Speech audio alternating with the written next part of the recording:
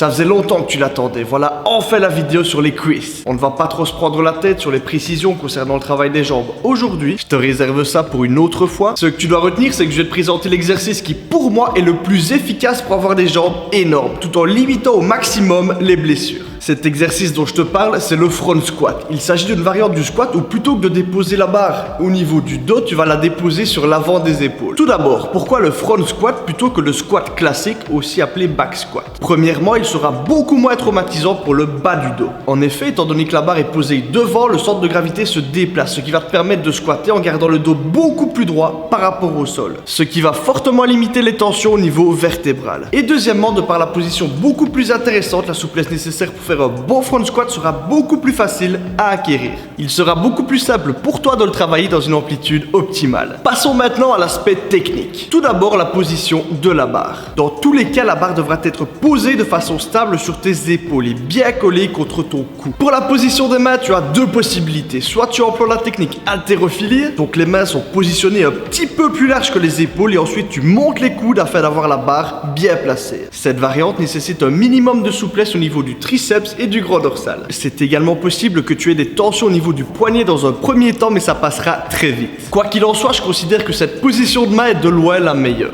La deuxième, c'est la version bodybuilder. Ici, plutôt que de prendre la barre en main pour ensuite remonter les coudes, tu vas la positionner sur tes épaules pour après ramener les mains sur la barre. Maintenant que tu as la barre en main, tu vas reculer en faisant deux grands pas. Tu vas placer tes talons à environ largeur d'épaule ou largeur de bassin en orientant légèrement tes pointes de pied vers l'extérieur. Une fois que tu es dans une position bien stable, tu vas descendre en maintenant les fesses sorties, donc bassin en antéversion et avec le dos droit par rapport au sol. Une astuce pour descendre bien droit tout en engageant encore un petit peu plus les fessiers, c'est de tirer les genoux vers l'extérieur durant la descente. Ensuite, dans l'idéal, on descend au moins jusqu'à la parallèle. Cependant, si tu as le tronc penché vers l'avant, que tu n'as plus les fesses sorties, donc que tu as le bassin en rétroversion, il faudra absolument que tu limites ton amplitude, le temps d'acquérir la souplesse nécessaire. Pour la montée, le plus important restera de garder les genoux dans le prolongement des pieds, il ne faut surtout pas les rentrer. Et évidemment, garder le dos bien droit. Bon allez, pour le plaisir, place à la pratique. I got fire in my bones, I'm burdened with the black heart and cursed to wrong.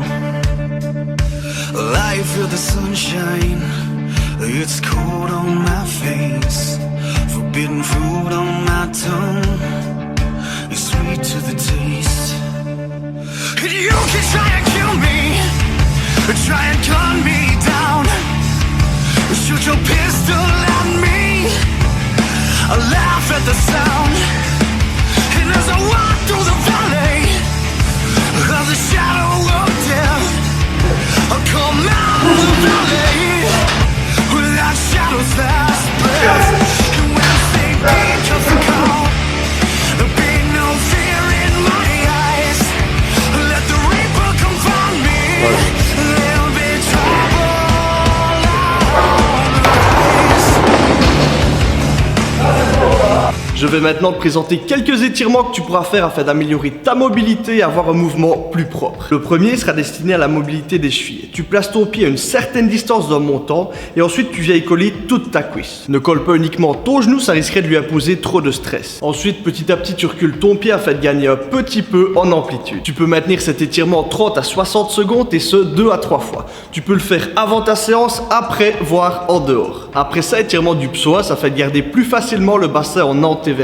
Même consigne que pour l'exercice précédent. Ensuite, un étirement très intéressant qui permet de conserver une bonne position du dos. Tu te places au sol, les genoux ouverts et les pieds même largeur que au squat. Tu rapproches ensuite ton buste le plus possible du sol tout en gardant tes fesses sorties et tu recules tes fesses comme si tu descendais au squat. Tu maintiens la position basse 3 à 4 secondes et puis tu remontes et tu fais ça quelques fois. Si tu le fais avant ton squat, évite de maintenir la position trop longtemps. Ensuite, étirement des ischios tout en gardant les fesses sorties et pour terminer, étirement des quadris. Même chose si tu les fais avant ton squat, ne les maintiens pas trop longtemps. Dis-moi en commentaire quel est ton exercice préféré pour les jambes. Si la vidéo t'a plu, n'hésite pas à laisser un gros pouce bleu, ça fait toujours plaisir et ensuite pense à t'abonner. La suite s'annonce très intéressante. Moi je te dis à samedi prochain 18h et à la prochaine.